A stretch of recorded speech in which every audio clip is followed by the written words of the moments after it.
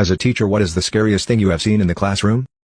The most horrifying moment in my classroom came in my second year of teaching in 1969. Students were doing class work, and I was working at my desk when I looked up to see a young man showing another young man what looked very much like a handgun. To get a better look, I got up to sharpen my pencil. When I was sure what I was seeing, I walked to a very good student's desk. I bent over as if helping him with his work. I whispered very quietly, "Go get Mr. Fowler, assistant principal. Walk to the outside door, then run." He didn't look up but said, "I will." I saw.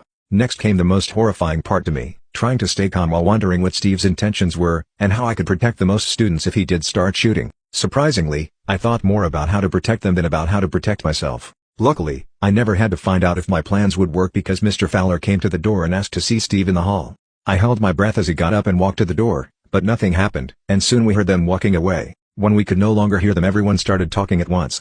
Most of the students had been aware of what was happening, and several of them asked me how I stayed so calm. I told them it was the best thing to keep them safe. The boy that Steve was showing the gun to asked me if I wanted it. I said yes.